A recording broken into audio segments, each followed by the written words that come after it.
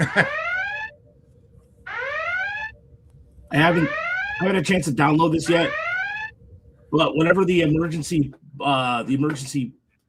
podcast system is going up, that is the alert that will be going on going forward. Welcome to another episode of the Tiger Minor League Report podcast, emergency podcast, presented by FanDuel. I am Rogelio Castillo. Alongside me is Uper, and Chris is in Houston.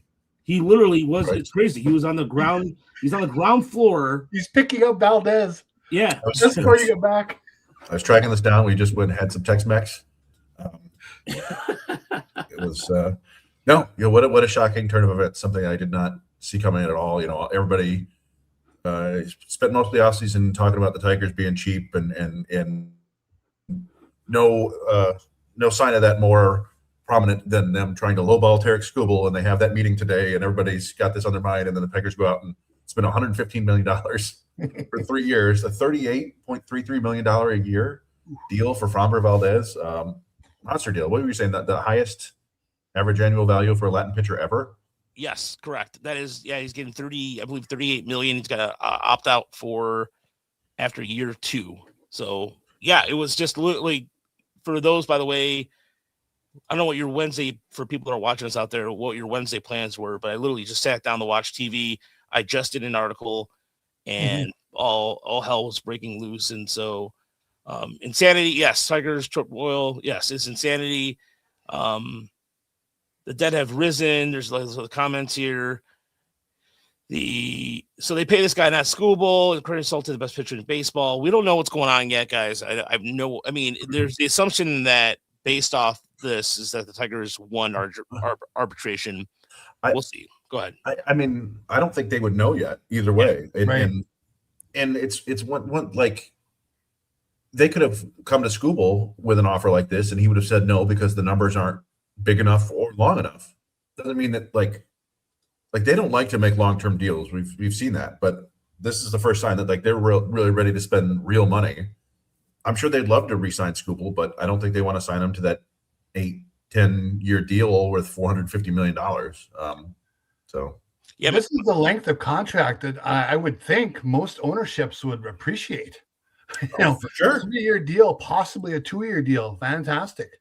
And you're getting a guy who year after year you can almost pencil in a 3.5 WAR season when you look at what he's done in the last few years. I mean, that's the guy he is.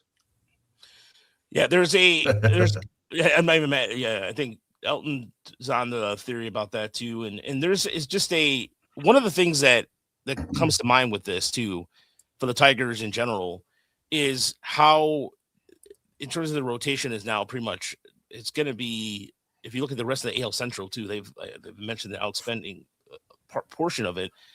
But Chris McCoskey did report that this has nothing to do with the bearing of the case with Skubal and arbitration. So I think the reason why it comes as such a surprise is that we were talking about the cheapness factor and everything like that, but this is an example of what Tigers have been rumored with Lucas Giolito, all these other guys, but never have been mentioned with Framber.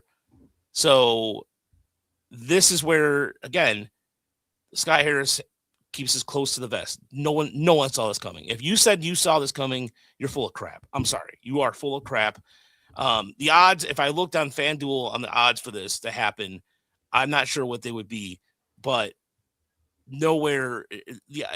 Again, I don't know what the odds would be. I don't think the Tigers were even considered top 5. I would think maybe, I thought Boston would be an ideal place.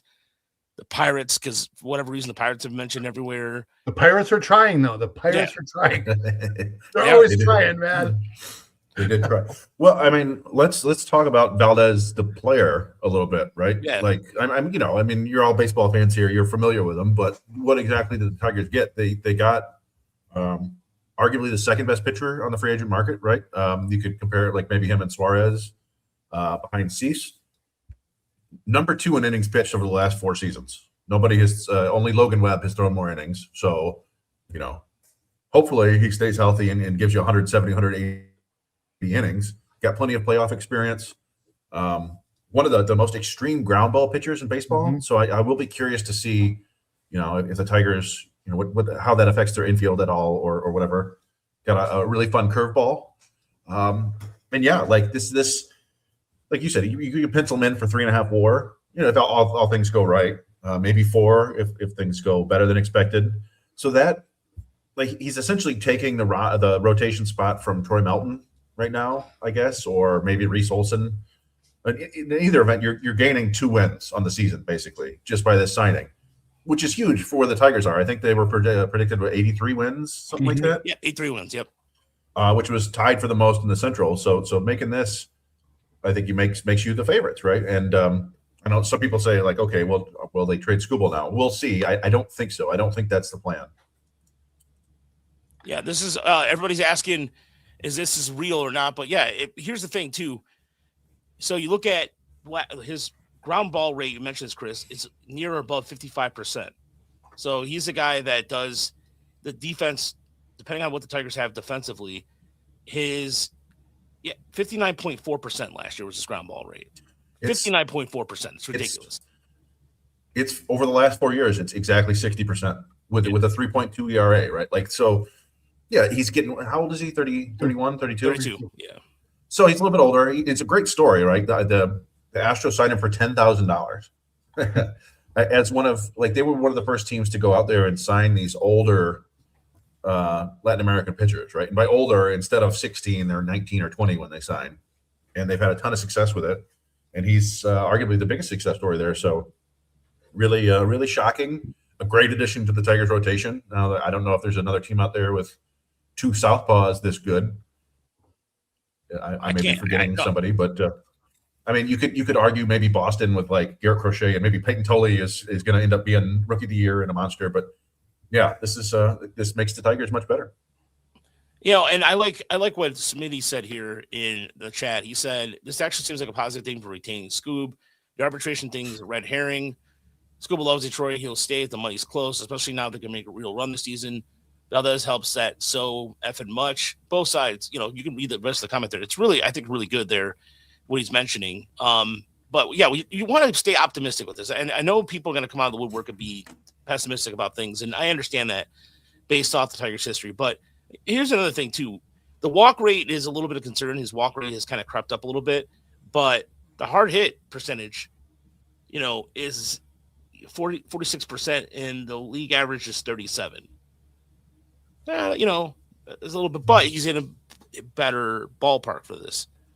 So you can, I'm sure they'll fine tune some things, and that's what they have Juan Nieves for. Juan Nieves can help out as well, just because everybody forgets about Nieves, but he has a really good effect on these pitchers as well.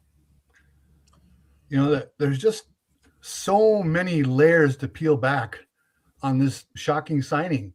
The Skubal factor is obviously there. The idea that the Tigers were cheap and worse than cheap, they were inert, weren't doing anything. You just saw something on MLB Trade Rumors the other day. Who's trying to win the Central? Well, Tigers are trying to win the Central, it looks like, and we can keep going on and on and on. There's just more and more to it. The Tigers do lose a draft pick, but as Chris pointed out to me, it's only their 3rd pick, right? Yeah. I was on the assumption last week that it was their 2nd pick, and I didn't like that as much. But now that it's the 3rd, that's, cost of doing business. I guess that's not a big deal.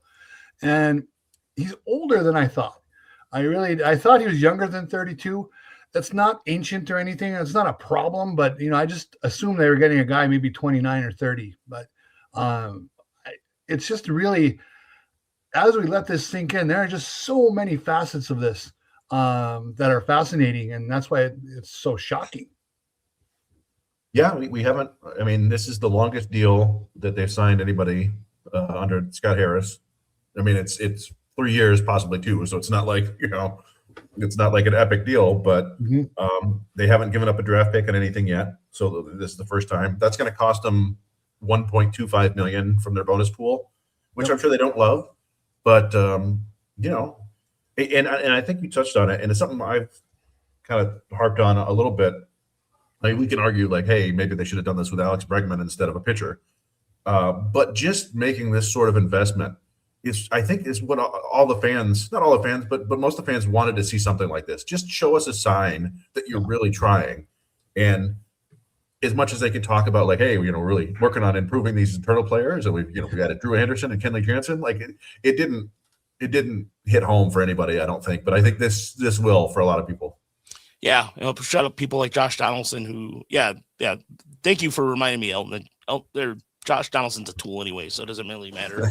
I said it to his face. I do have it on good authority that Josh Donaldson was one of the least liked players in baseball. Yeah. Well, we probably should bring up too, just to be fair and bring it all up, for Framber Valdez. Oh, there you go.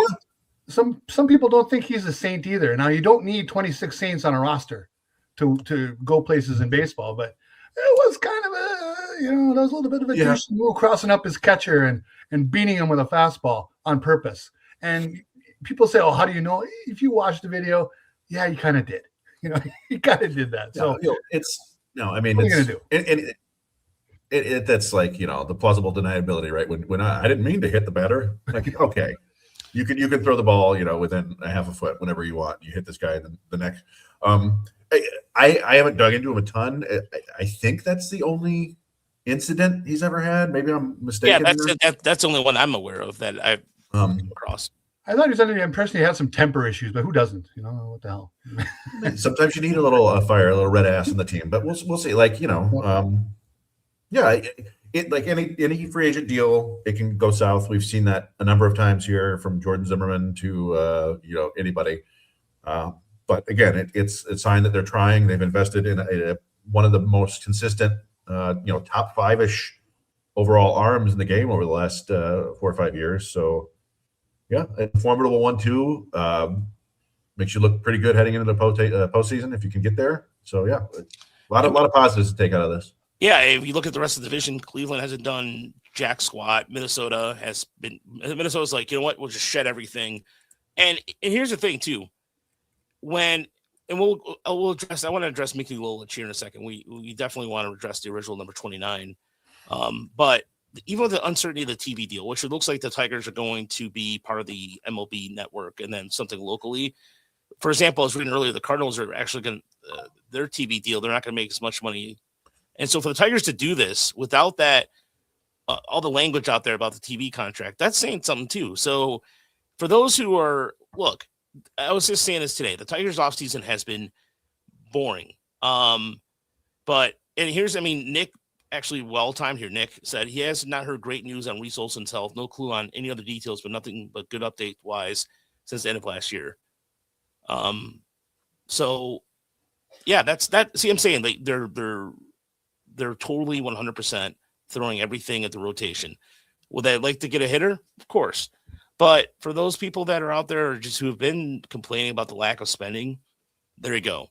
So what's it going to happen now if it doesn't, in a year 2 opt out too? I mean, this, Elton, thank you so much for the $50. Much appreciated. Yeah, you're the man. Thank you. Yes. Thank you, sir. We have a GoFundMe out there for to get us to spring training, and that the timing of that would be perfect. So if you want to donate, I'll put the link in the description or on the chat. We're looking to go March 15th through the 22nd. So we will be there for the spring breakout game.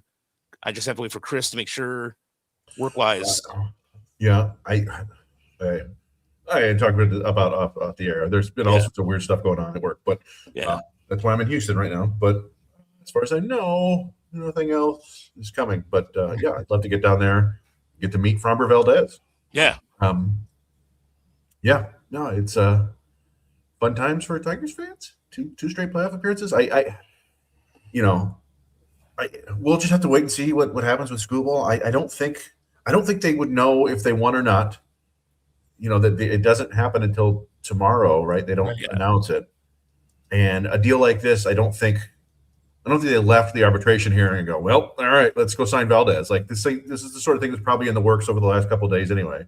I mean, I just wonder if they, in a court case, you're watching Law and Order, they're trying to read the jury, right? Well, yeah. I mean, are they trying to read the jury leaving these arbitration hearings? I don't know. Yeah, like I think you would have a pretty good idea leaving it, going like, oh boy, like Scooble brought in his 2 Cy Young awards and like pictures of him feeding starving children or whatever, and you're like, okay, well, but I don't think even if they pay Scooble $32 million and they pay Valdez the $38, they're still under the first level of the luxury tax threshold, right? Like they're still not paying taxes, so they're still, it's fine. They're spending more than we thought they would, but they're not like blowing out their budget. So, and I think this is going to sell some tickets. Well, everybody's like, there's people. It sells tickets, but there's also you have your fans out there that says all it tells me school's not returning in 2027. Either. I mean, I don't know anybody who thought he was. I guess maybe there are a lot of optimistic people out there, but we know this is how it works. Like Scott Boras is going, and Tarek Skubal wants to. They want to set that new mark because it raises things for everybody else. That's obviously you want to get paid as much as you can, but somebody's going to give Skubal an insane amount of money because they can. And the Tigers, I don't think, are that team. They could, but I don't think they could weather the storm if he gets hurt, if and when he gets hurt, right? Like the Yankees did it with Garrett Cole, and he gave him some good years, and then he got hurt, and they were still able to survive that a little bit. But I just don't think the Tigers are built like that. If they spend $45-50 million a year on a pitcher and he gets hurt, I think they're out of luck. So anyway. I mean, it's something we've talked about in the past. I mean, if you want to go 8-9 years on a pitcher entering his 30s who's already got 2 major injuries on his arm, it's a big gamble. And I've never felt bad about the Tigers not perhaps wanting to pursue that. I mean, it from a business standpoint, just take the fan aspect out of it. I'd love to see him pitch into his 30s with the Tigers. You can see why they don't want to do it if they don't end up going that route. This is a wonderful deal for the Tigers. A 3-year hitch for this guy, possibly just 2. You sign up for that all day, in my opinion. I thought for sure that he'd be at least a 4 years or 5-year deal. Yeah. And I would, to be fair, a bunch of times I've talked about how I think the Tigers want to run their organization like Cleveland and Milwaukee. And I think a lot of the aspects of what they're doing are like that. But Cleveland and Milwaukee would not make a deal like this. They would not spend for this. So we need to find a different comparison now. I don't know. Can they be like Atlanta maybe? I don't know. But this is a good sign for a lot of reasons, I think. It's a good signing and a good sign. So yeah, celebrate. It gets you excited for spring training. Let's I was gonna say let's take a pause for a moment to remember one of the strongest broad pair of shoulders on the face of the planet, and it'll make sense here in a second for those who've not seen this. It's Mickey Lilich pitching in the 1968 World Series. Freehand catches it, and he literally holds on to one of the heaviest pitchers of all time, and I mean that in a good way. Here's Lilich getting pitched 3 complete games in the 68 World Series and was the MVP. And I would mention this earlier on in my article. His 1971 season, he had an 8.5 WAR season, but the numbers on this season were just insane, guys. I mean, you're talking like you would never see anything like that ever again. He pitched 373 innings, struck out over 300 batters, and he finished second only to Vida Blue in the Cy Young, who had a lower WAR. I think he had a 1.48 WAR or something like that. He probably only pitched 289 innings. Oh yeah. Fun fact. Yeah, fun factor. Thank you, Stop It, for that. He said that Mickey Lilich was born right-handed too, so that's what even makes it more impressive. But he was, he was just and somebody else mentioned this on Twitter that Billy Martin helped him become a better pitcher, but he was the ace of the staff from no art. I mean, you can talk about. I mean, Denny McClain won 30 games in 68. He won the Cy Young in 69. Won back-to-back Cy Youngs, which is something that's not often talked about with McClain because of obvious reasons of his character and what have you. But Lilich was a beast, and he'll definitely be missed. He was a guy who really had a rubber arm, and and here's the thing about the 71 team too. It was the last time the Tigers had 2 20-game winners. Joe Coleman won 20 games, Lilich won 25. But what stands out about this, the team led the league in strikeouts with 1,000.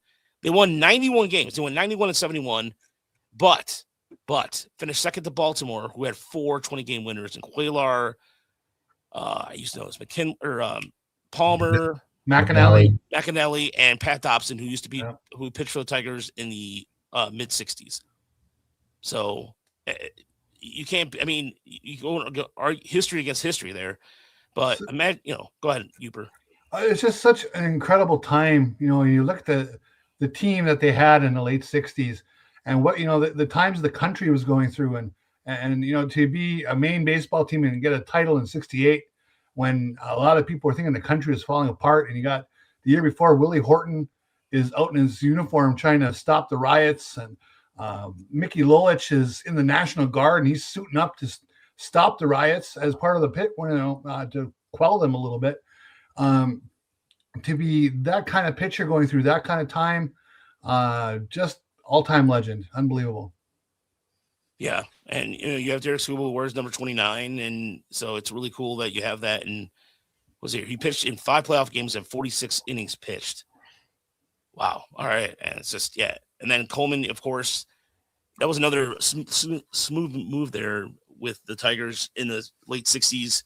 They got Coleman in I believe in the Denny McClain deal. Mm-hmm. The pitcher in there. Yeah, that's right. So, but I just wanted to give a couple minutes to him because Lolich was, and he also owned the local donut shop. I never got a chance to go or anything because by then I think it was closed, but still, for anybody who's out there I know we have fans out there who've probably been there. But getting back to Skubal here, it says how much of a lockout potentially affects the Skubal contract. Seems like teams aren't happy the Dodgers are doing their payroll and deferring money for later years. That's a good question. And if you look at some of the 1-year deals that are coming in right now, the last couple of weeks, I think there's going to be a lockout. It seems to be that way, or some sort of salary cap change. And I know the players don't want the salary cap, but the owner is going to keep continuing to do what they are doing and cry. I'm saying cry. I'm sorry. They're going to put up a case about spending. So we'll see what happens there. But right now, Tigers just spent a bunch of money. Yeah. I'm stunned. I'm literally, there's no word Aurelio Rodriguez was in that trade. I don't know. Guys, of all the times, we've been doing this for a long time. This was the one that stunned. This is probably the most stunningest move that they've made. You guys, it really came out of nowhere. There's no question about that. I mean, you're sitting here. That was the last thing I expected. We talked about it before we went on the air. I thought maybe they get Chris Bassett on a short deal, older guy but a good pitcher, and plug him in. To go with a guy who could help you win each of the next 3 years if things break right, and pitch at a high level and spend the money they're spending. Didn't see it. Really stunning. What about you, Chris? Yeah. Well, I mean, people kept asking us last year if they would re-sign Flaherty, and we're like, nah, it's not going to happen. And it did. That was a little bit shocking. Not as shocking as this. Before that, it's going to Justin Upton or Prince Fielder, right? Where it just comes out of nowhere. Like, oh my God. It's a big deal. Exciting. So, I think the Fielder comparison is a good one. The last minute too. It's right before the beginning of spring training. Is right there. So I like this question here from Mitchell. Does Valdez signing make Skubal more likely, or likely see McGonigal and Clark earlier? I mean, I guess I never viewed a Skubal trade as more than like a 5% possibility. If some other teams, I don't think it changes the Tigers' asking price at all, for instance. So if other teams want to call them up and up their offers, then maybe they trade them, but I don't think they will, right? Like, what we heard is that, the Tigers were basically asking for the Mets' top 5 prospects and half of the Yankees teams, as you should. And, so I don't know. I would be disappointed if they do this and then turn around and trade Skubal for a group of prospects. Maybe that's the plan. But I think they're trying to win this year. And I think with the rest of the division being what it is, as we talked about earlier, that they haven't done a lot, they're in position, even though they didn't add the big bats some people thought they needed. They have this pitching staff in place. They got where they were last year on pitching in a lot of respects. They'll be able to pick up a hitter as the season goes on if they feel they need one. Or they'll see if Kevin McGonigal is a Rookie of the Year candidate plugged into their lineup and producing. Yeah, I mean, there's a possibility that McGonigal breaks, a small possibility they breaks the team out of camp. I don't see, Clark. I see Clark coming up middle of the year. If it depends on where he's going to be or where he starts off at, I think he's going to start the season in Toledo. But there's so many, like the spring training rosters. We'll get into that more tomorrow on our normal podcast. But you have a unique ability right now with Valdez to then wrestle and see what you can get out of them, or and same thing, keep building up Troy Melton gradually. But even like the guys that are on the non-roster invitees, which is going to be like literally meat throwing in the sharks in the water, because they're going to fight for any type of, now they don't want to go to Toledo, they don't want to start the season in Toledo. So there's going to be a lot of that positional player, I think there's going to be a lot more intrigue with the pitching in matchups or pitching in spring training than the positional battles I think are set right now. I think. Yeah, I think for the most part, I guess maybe shortstop, just who's going to play the most there. Yeah, is kind of up in the air. Is it going to be Baez for the most part? Does Trey Sweeney have any chance of getting a job? Does he get beaten out by Trey Cruz as the battle of the Treys? Does is it Zach McKinstry? Like, that's the only one. Does McGonigal win the shortstop job? Like, that's the only one where I have a real question mark. And then I guess there's also some questions about third base. But I think you're right. I think the positions are mostly there as long as people are healthy. And that's the thing. We it's spring training. We know somebody's going to get hurt. You hope it's not a big deal. You hope it's not a random nerve injury that keeps your center fielder out for 5 months for whatever reason. But they've added depth. We know somebody's going to hit about 490 with 7 home runs, and it's a mirage. Yeah, who was that going to be? Every time. I think Rod was projecting Jace Young. Sure. Jace Young. I mean, hey, you know what? Look, Jace Young might surprise us all. I mean, he has his blocked on Twitter. I believe that is my fault. Yeah. It's a well-deserved block. Yeah. I would block me too. But that doesn't mean we don't want him to succeed. Exactly. We want everybody to succeed. By the way, so one of the questions that came in was the starting 5 rotation look like? I will go first. I think it's going to be Skubal, Valdez, Flaherty, Mize, and I'm going to go Troy Melton over Reese Olson. I still think that Olson might be better off in the long run in the bullpen if he's continuing to be injured. Maybe get him, use his velocity in the bullpen. But I think that gives you the best chance to win. I think you put Melton at number 5. I don't know what do you guys think, but I agree with your first 4, and I would flip the other 2. I actually like Melton a bit, being a weapon out of the bullpen and build up his arm, and go the old Earl Weaver route. Break him in as a reliever, couple innings here and there, and then gradually he becomes a starting pitcher. And I go Reese Olson if he's healthy. Yeah, let's go a full 7-man rotation. 8-man rotation. No, I think that their ideal rotation would be Skubal, Valdez, Flaherty, Mize, Olson, but that's why you sign Melton, you sign Drew Anderson, you got Montero still, you're bringing back Ty Madden is around, Troy Watson came back, so you've got a little bit more depth there, which is good because you never go through with the same 5 guys. So it'll be interesting. We've seen it before where guys we thought had a lockdown on the rotation spot. Matt Manning, he lost it to Olson and Mize basically, right, and then never really got it back. Could that happen to Reese Olson? Maybe. I think he's been more successful when he's healthy than Manning was. But it's a meritocracy, right? If Melton comes out in spring and looks like a top of the rotation starter, which he could, he's got that arm and the stuff, then maybe Olson becomes your new Alex Lang, which is kind of what we projected him at when he was a prospect, because he had the great spin rate and the good changeup and the fastball got hit around. But I don't know. We'll see. I think AJ Hench is smiling about the possibilities. Don't forsake Gibson Long, guys. Well, we'll see. they do, unless they can delay the signing for a week, they're going to have to make a 40-man roster move. Could it be? I don't know who's on the. It would be Dylan Smith. Who else is on the 40-man roster these days? So if you're looking at 40-man roster decisions wise, so you have Drew. Yeah, you have pitcher. You talk about pitchers wise, right? Well, probably you would assume. Although, I mean, you got Gibson Long, Hannafy, Bailey Horn, probably a good candidate to go. Anybody that can move to the 60-day? Summers.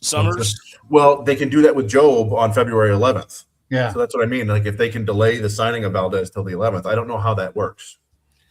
So what about then? Wait. So, we're drawing a blank on his name now. All of a sudden,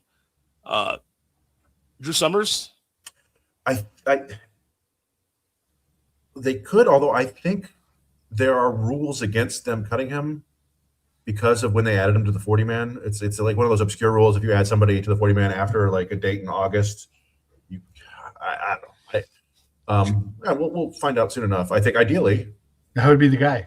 well, ideally you wait until February 11th somehow. Like you can announce a deal like this, and he's out of the country, and we got to get the physical done, and what do you know? It's February 11th, and Jackson Job's on the 60-day. I think that would be ideal, but we'll see. Yeah, delay as much as possible. Drew Anderson, by the way, is only got 2 career starts, Mike, and I think that he could fit in the rotation. I just think they're going to be gradually. It's going to be a gradual thing, by the way. Thank you, everybody. By the way, with Twitter included, I should say we have over 3,000 live views right now. So thank you to everybody. So don't count on just YouTube. I was looking at the number on the left, on the top left of me. You guys see that, right? That number? No. All I see is that we're 3156. Okay. Oh, now you. Oh, okay. So you do. Oh, you do see it. Oh, okay. No, I mean I see the time. How long okay. But yeah, there's like I said, this is a deeper rotation with him now. Part of it. I was looking at FanDuel. The division odds have the Tigers at 1+130 over the Royals. The Royals were predicted to win the division according to The Athletic.